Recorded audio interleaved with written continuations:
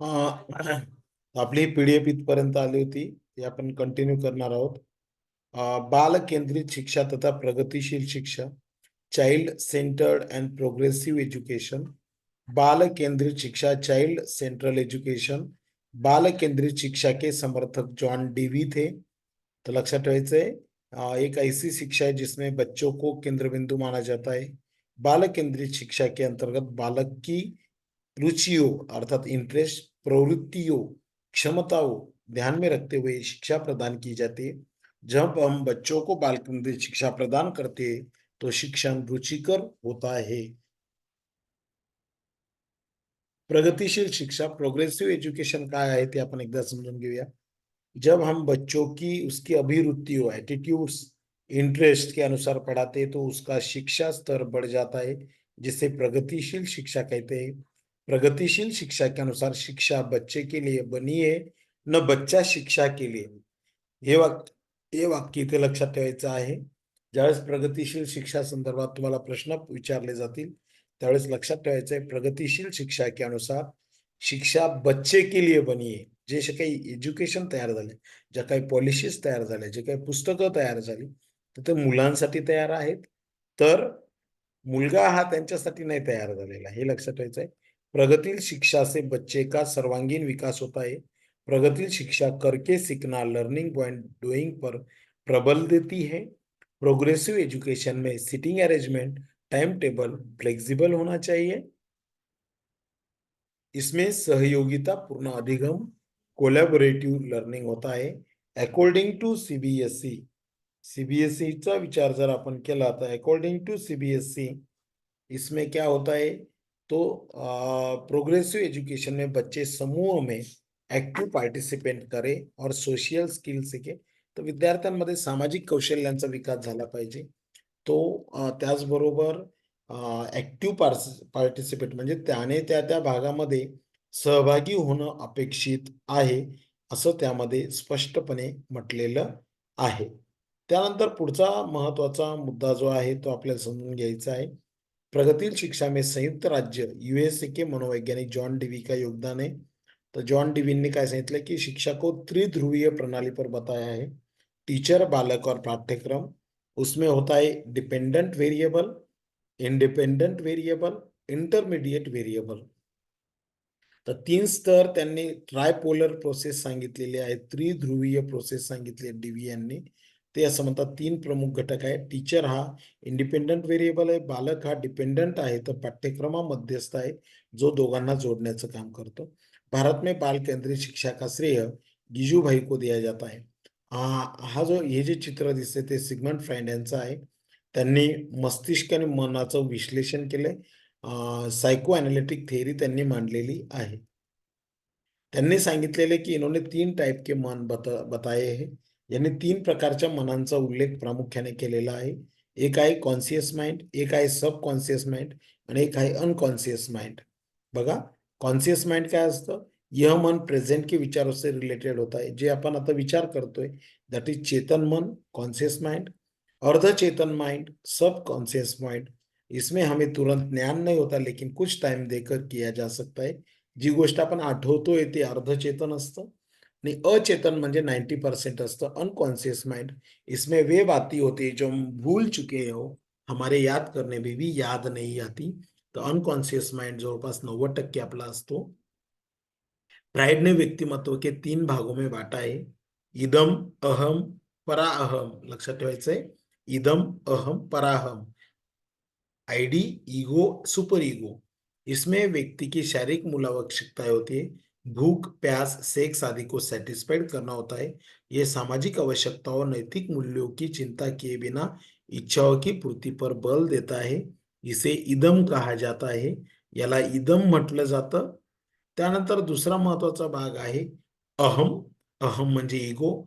यह आवश्यकता या इच्छाओं की संतुष्टि की योजना का निर्माण करता है और उसका इम्प्लिमेंटेशन करता है, परिणामों की चिंता करता है. याला इगो किंवा अहम म्हटलं जातं. तिसरा आहे परा अहम, सुपर इगो. इदम, अहम, परा अहम. यह समाज द्वारा नैतिक सूत्रों के अकॉर्डिंग काम करता है. यानी जिस व्यक्ति के अंदर सुपर ईगो ज्यादा होगी वह बुरी कामों से उतना ही दूर होगा. जैसे चोरी ना करणं या झूठ ना बोलणं. तर हे 3 गोष्टी लक्षात ठेवायच्या आहेत. फ्राइडने पर्सनॅलिटीचे हे 3 भाग केलेले आहेत. ID, ego and super ego. इंग्रजीमध्ये त्याला इदम, अहम आणि पराअहम असं म्हटलेलं आहे. अतिशय छान वर्णन केलंय बघा त्याने. ऑडिपस कॉम्प्लेक्स, इसमें लड़का अपनी माँ से ज्यादा प्यार करता है अपने पिता के मुकाबले. आता हा सुद्धा एक भाग आपल्याला समजून घ्यायचा आहे. तर हे काय असतं बघा, ऑडिप्लस कॉम्प्लेक्स. तर जे मुलं आईवर जास्त प्रेम करतात आपल्या वडिलांपेक्षा, त्याला ओईडी प्लस ओडिओ ओईडीपस कॉम्प्लेक्स म्हटलं. इलेक्ट्रा कॉम्प्लेक्स मध्ये इसमें लड़की अपने पिता से ज्यादा प्यार करती है अपने माँ के मुकाबले. स्वमोह, नैरसिज्म, इसमें व्यक्ती खुद खुद से अब से ज्यादा प्यार करता है. जेव्हा एखादा मुलगा आपल्या आईवर जास्त प्रेम करतो वडिलांपेक्षा, तर ते ओएडिपस कॉम्प्लेक्स असतं. जेव्हा मुलगी आपल्या वडिलांवर प्रेम करते आईपेक्षा जास्त, तो इलेक्ट्रा कॉम्प्लेक्स राहतं. आणि स्वमोह जे असतं, नॅरसिझम जे असतं, तर याच्यामध्ये मनुष्य हा स्वतःवरच जास्त प्रेम करायला लागतो. समायोजन 2 प्रकारचं असतं. एक ॲडजस्टमेंट असतं आणि एक मॅल ॲडजस्टमेंट असते. कुसमायोजन असतं. तर परिस्थिति के अनुसार जो बर्ताव करता है, आवश्यकताओं को संतुष्ट करता है, वो समायोजन होता है. अगर कोई व्यक्ति वातावरण में अपनी आवश्यकताओं की पूर्ति नहीं कर पाता, तो वह कुसमायोजन दर्शाता है. आता कुसमायोजन का होतं? मल ॲडजस्टमेंट का होतं? तर त्याचं पहिलं कारण आहे स्ट्रेस, तणाव. जब व्यक्ति वातावरण और मांग के अनुरूप कार्य नहीं कर पाता, तो वह स्ट्रेस में आ जाता है, उसमें तणाव आ जाता है. तर हे कुसमायोजनचं तत्व आहे. तणाव येणं, स्ट्रेस येणं, द्वेषाची भावना, चिंतेची भावना, हेट्रेड, वरी. जब व्यक्ति वातावरण और परिस्थिति के अनुसार अपने आप को बदल नहीं सकता, तो चिंता होती है. दबाव, कंप्रेशन. दबाव प्रतियोगिता के कारण असतं. याने गाडी घेतली, त्याने बंगला घेतला, याने हे घेतलं. तर यामुळे कंप्रेशन येतं, दबाव येतो आणि मग आत्मसन्मानाला ठेच पोहोचते. कुंठा, फ्रस्ट्रेशन. किसी भी इच्छा में बाधा आने से उसकी उम्मीद खत्म हो जाती है. त्याला फ्रस्ट्रेशन म्हटलं जातं. द्वंद्व, कॉन्फ्लिक्ट. जब एक समय में 2 शक्तियाँ जागृत होती है, तब व्यक्ति के अंदर द्वंद्व उत्पन्न हो जाता है. तर कुसमायोजन केव्हा-केव्हा होतं, तर त्याचे वेगवेगळे प्रकार आहेत, तत्व आहेत.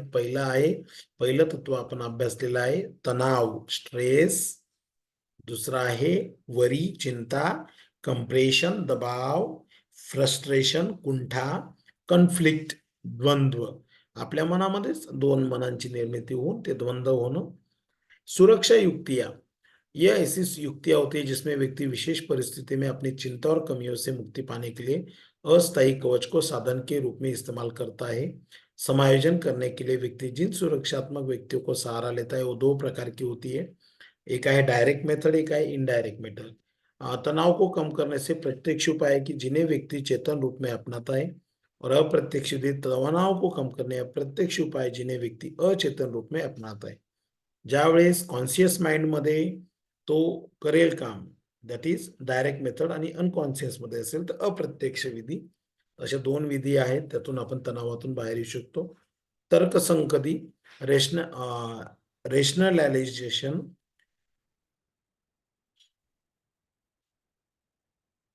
Ration rationalisation, rationalisation, तर्कसंगति. इसमें कोई व्यक्ति अपनी बात को सही ठहराने के लिए झूठे कारण और प्रतिक्रिया देता है, जैसे पेपर पास न होने पर अध्यापक को. तर बऱ्याच वेळा आपण काय करतो, यामध्ये काही तर्कसंगती लावतो. नाही नाही, यावेळेस पेपर कठीण होता, नाही मग मला अशी अडचणच आली, माझ्या घरी प्रॉब्लेमच आले. हे जे आपण देतो त्याला तर्कसंगती म्हणतात. दमन, रिप्रेशन, इस व्यक्ति में कष्टदायक यादें, विचार, भावना अचेतन में मन में चली रहती है. शमन, सप्रेशन. जब व्यक्ति को इच्छा पूरी नहीं होती तो वह फोर्सफुली उस इच्छा को भुला देता है, त्याला सप्रेशन म्हणतात. क्षतिपूर्ति, इसमें व्यक्ति एक क्षेत्र की कमियों को या असफलताओं को दूसरे क्षेत्र में पूरा करता है, जैसे कम लंबाई वाली लड़की द्वारा ऊंची हील वाली सैंडल्स पहनना. तर कंपेन्सेशन मध्ये काय होतं, की ज्या गोष्टींची कमी आहे ती भरून काढण्याचा तिथे प्रयत्न केला जातो. आत्मीकरण, तदात्मीकरण, आइडेंटिफिकेशन, इसमें व्यक्ति किसी दूसरे व्यक्ति के व्यक्तित्व से प्रभावित होकर खुद को उस व्यक्तित्व जैसे बनाने का प्रयास करता है. जैसे सलमान खान की बॉडी देखकर बच्चे बॉडी बनाना शुरू कर देते हैं, ये जुनं उदाहरण झालं. प्रतिस्थापन डिस्प्लेसमेंट, जब व्यक्ति अपने संवेग विचार और इच्छाओं को व्यक्त करने में असमर्थ होता है तो वह किसी अन्य पर अपनी भावना अभिव्यक्ति करने का समय, ऑफिस में बॉस की डांट पडणे पर घर आकर बच्चों बच्चों पर गुस्सा निकालना, तर हे होत असतं. प्रतिस्थापन म्हणतात म्हणजे वड्याचं तेल वांग्यावर निघणं, काहीतरी आहे बघा ती म्हण. तर एकाचा राग दुसऱ्यावर काढणं होतं, प्रतिस्थापन होतं. प्रतिगमन होता है, रिग्रेशन होता है, जब किसी व्यक्ति को कोई तनाव होता है तो वह उससे बचने के लिए पास्ट में चला जाता है. गुस्सा आने पर बच्चों की तरह चिल्लाना या तोड़फोड़ करना याला रिग्रेशन म्हणतात.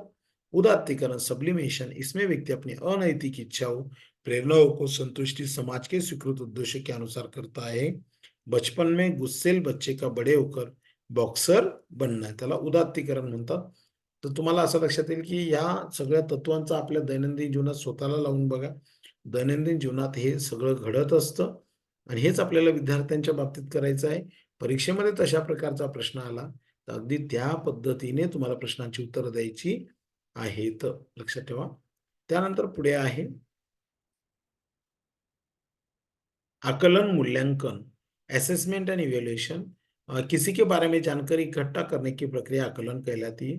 यह टीचिंग लर्निंग प्रोसेस के दौरान निरंतर चलने वाली प्रक्रिया है. आकलन अधिगम को इम्प्रूव करने का एक तरीका है. आकलन प्राइमरी ऑब्जेक्ट है कि कंसेप्ट को संबंधित जो भी कंफ्यूजन बच्चों को उसको समझाना चाहिए, दैट इज आकलन असेसमेंट. आकलन दो प्रकार का होता है, एक फॉर्मेटिव असेसमेंट होता है, एक समेटिव असेसमेंट होता है. रचनात्मक आकलन होता है, योगात्मक आकलन होता है. रचनात्मक आकलन में क्या होता है कि पढ़ाने के दौरान किया गया आकलन ही रचनात्मक आकलन कहलाता है. ये बच्चों के बारे में जानने का बेस्ट आकलन का तरीका है. योगात्मक आकलन क्या होता है कि साल के अंत में किया जाने वाला आकलन. आपल्याला सगळ्यांना माहिती आहे की साधारणपणे वर्षभरामध्ये मुलगा कसा वागला, वर्गात कसं बिहेव केलं, दॅट इज फॉर्मेटिव्ह असेसमेंट. आणि मग नंतर त्याने पेपर वगैरे दिले, मग पेपरमध्ये त्याला मिळालेले marks, that is summative assessment. Assessment of learning summative assessment, सीखने का आकलन. Assessment for learning formative assessment, सीखने के लिए आकलन. Assessment as a learning self assessment, सीखने के रूप में आकलन. असे 3 प्रकार आहेत आकलनाचे. Assessment of learning summative assessment, assessment of learning formative assessment, assessment of learning self assessment. Okay, assessment of learning common आहे, फक्त वरती समेटिव्ह असेसमेंट आहे. सीखने का आकलन, फॉर्मेटिव्ह असेसमेंट, सीखने के लिए आकलन, और सेल्फ असेसमेंट दॅट इज सीखने के रूप में आकलन. हे 3 प्रकार याच्यामध्ये मोडत असतात. इवैल्यूएशन मूल्यांकन क्या होता है, किसी विषय वस्तु व्यक्ति आदि के गुण दोषों को विवेचन करके उसके संबंध में सही निर्णय करना मूल्यांकन कहलाता है. यह मात्रात्मक और गुणात्मक क्वालिटेटिव और क्वांटिटेटिव दोनों प्रकार का होता है. त्यानंतर आहे कंटिन्यूअस कॉम्प्रिहेन्सिव्ह इव्हॅल्युएशन, सातत्यपूर्ण सर्वंकष मूल्यमापन, ज्याला मराठीमध्ये म्हणतात, जे आता सध्या चालू आहे, that is CCE. What is mean by CCE? C stands for continuous, second C stands for comprehensive, E stands for evaluation. सतत और व्यापक मूल्यांकन, राष्ट्रीय शिक्षा नीति 1986 के अनुसार सतत और व्यापक मूल्यांकन, जिसमें मूल्यांकन के शैक्षिक और गैर शैक्षिक दोनों पहलू शामिल हो जाते हैं, जो शिक्षा की संपूर्ण अवधि के लिए हो पर जोर देती है. सीसी इसलिए जरूरी है कि ताकि जल्दी जल्दी होने वाली गलतियों की जगह कम अंतराल पर होने वाली गलतियों को सुधारना. ओके, तर जास्त चुका होण्यापेक्षा कमी होणाऱ्या चुकांच्या संदर्भात यामध्ये खऱ्या अर्थाने यामध्ये आपण जर विचार केला तर हे CCE केलं जातं. त्यानंतर आहे school base assessment, that is SBA. S stands for school, B stands for base assessment. इसमें टीचर बाहरी पेपरों की जगह खुद ही उनकी क्षमताओं को बेहतर बनाता है, that is school base assessment.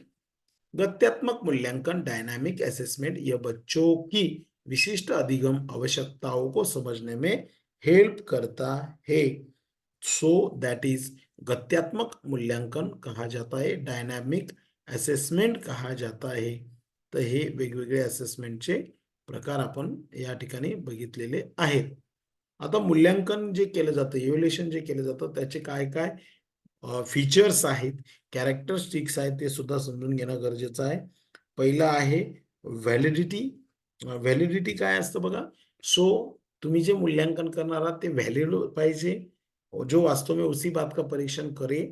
ते असं व्हॅलिड पाहिजे, की जर तुम्ही विद्यार्थ्याचं जे मूल्यमापन करणार आहात, त्याच प्रकारची परीक्षा त्या इव्हॅल्युएशनमध्ये घेतली गेली पाहिजे. रिलायबिलिटी, रि रिलायबिलिटी म्हणजे विश्वसनीयता. विभिन्न परंतु एक जैसी परिस्थितियों में किसी प्रश्न, परीक्षण या परीक्षा का उत्तर पूर्णतः एक ही प्रकार का होगा, तो ऐसा मापन विश्वसनीय कहलाएगा. तर मूल्यांकन करताना ह्या 2 गोष्टी फार महत्त्वाच्या असतात. तर त्या 2 गोष्टी कोणत्या आहेत त्या आपण बघितल्या आहेत. तर वैधता आणि विश्वसनीयता. तर ह्या 2 गोष्टी आपल्याला इथे समजून घेणं गरजेचं आहे. ओके. चला पुढचा मुद्दा बघूया आपण.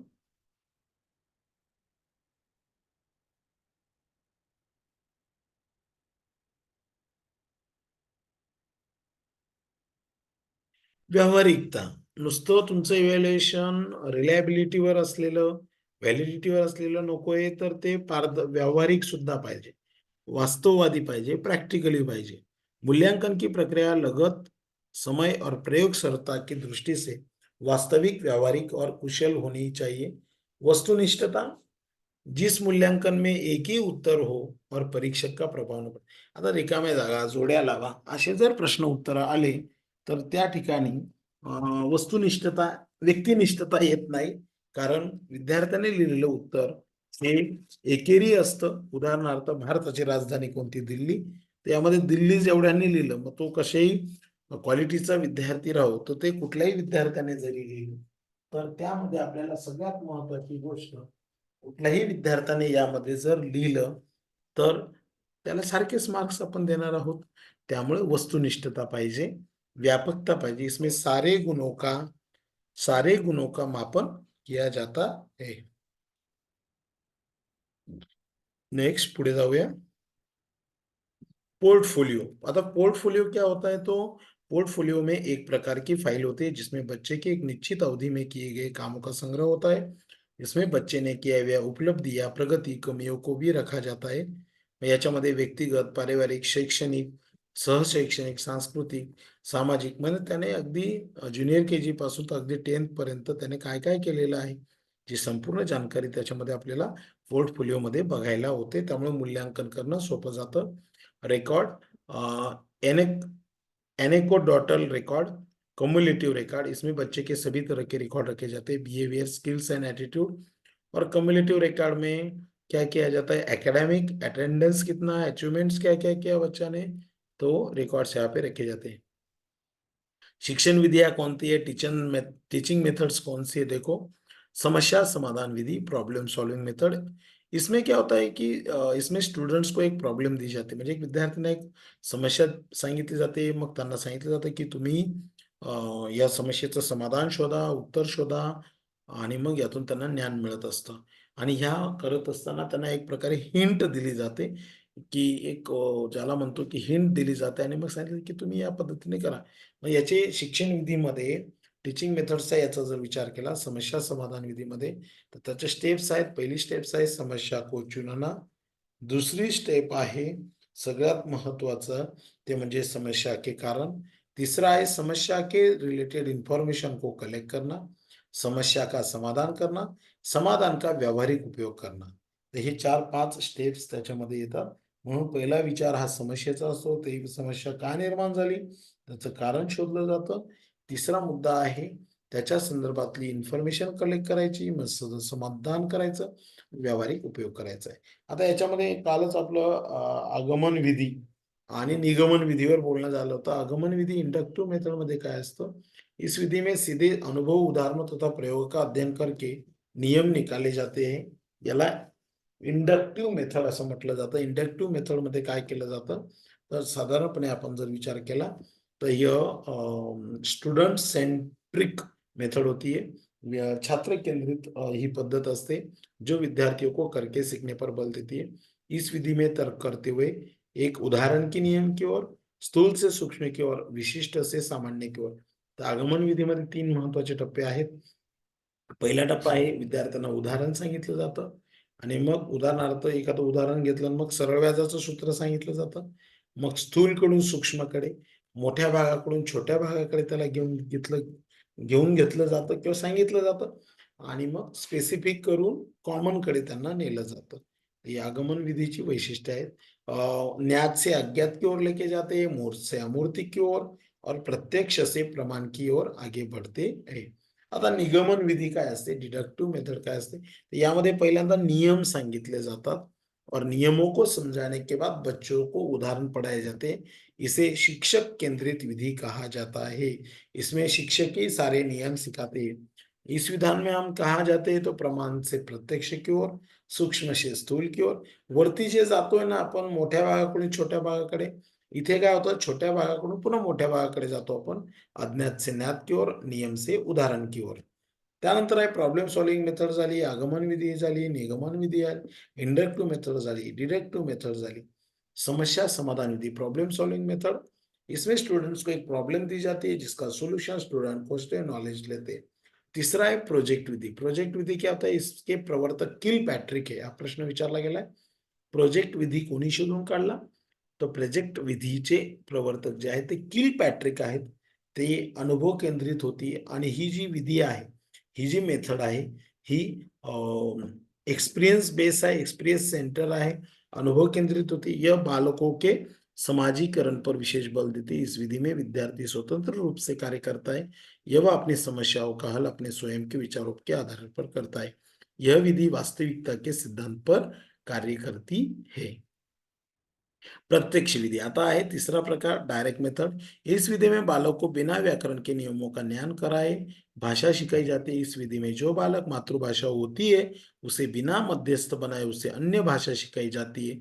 अर्थात मातृभाषा की सहायता नहीं लेकर बल्कि विद्यार्थी सीधे बार बार मौखिक एवं लिखित अभ्यास द्वारा सीधे नई भाषा शिकाई जाती है.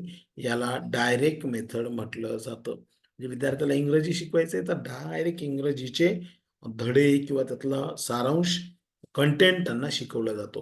पुढचा एनालिसिस मेथड में क्या होता है कि इसमें छोटे-छोटे भाग को बाँटकर उनका अध्ययन और समीक्षा की जाती है और समस्याओं का हल किया जाता है. उसे एनालिसिस मेथड म्हणतात.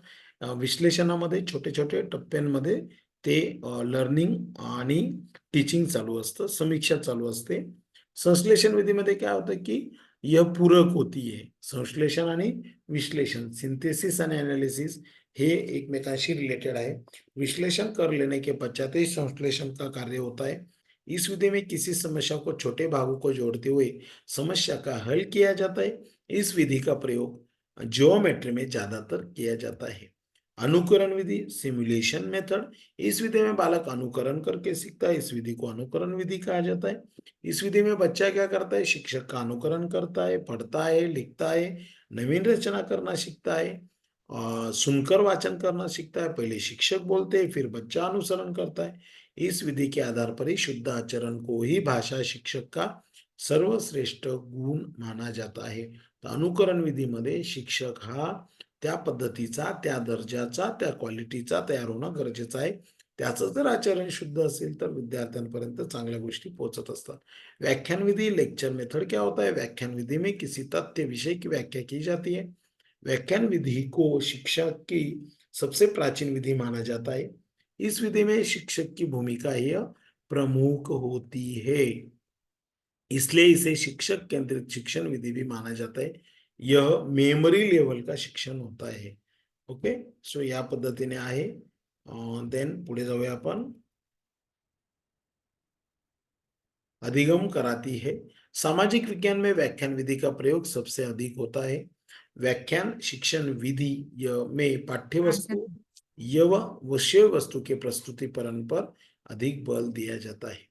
आता है चंकिंग म्हणजे खंडीकरण. इसमें बच्चों को कंसेप्ट टुकड़ों में तोड़कर समझाया जाता है. जैसे मोबाइल नंबर के 10 अंकों की संख्या को 3 या 4 अंकों में बांटा दिया जाता है. तर त्याला चंकिंग किंवा खंडीकरण म्हटलं जातं. ओके, आता आपण समाजीकरण बघूया आणि मग आपण थांबणार आहोत. सोशलाइजेशन क्या होता है, यह ऐसी प्रक्रिया है जिसमें मानव समाज द्वारा सीखता है.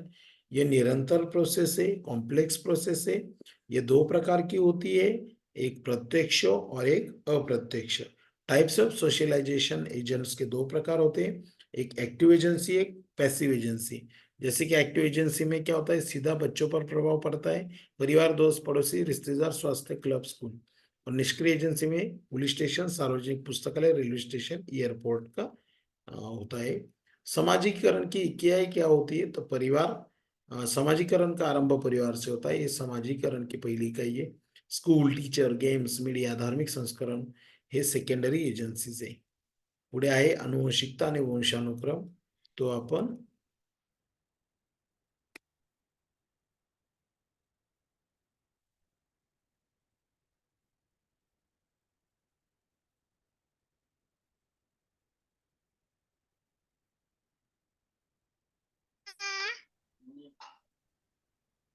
मग हे झालं होतं का आपलं? हॅलो हॅलो, हे झालेलं होतं का आपलं?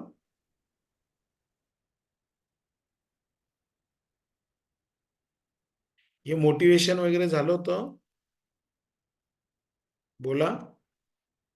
नाही सर. नाही ना, बरं बरं, ठीक. हे मॅस्लोचं पण झालं होतं ना, वाटलं का नाही? अभिप्रेरणा चक्र वगैरे. नाही, ते टीईटी मध्ये झालं असेल मग. ठीक आहे, काही हरकत नाही.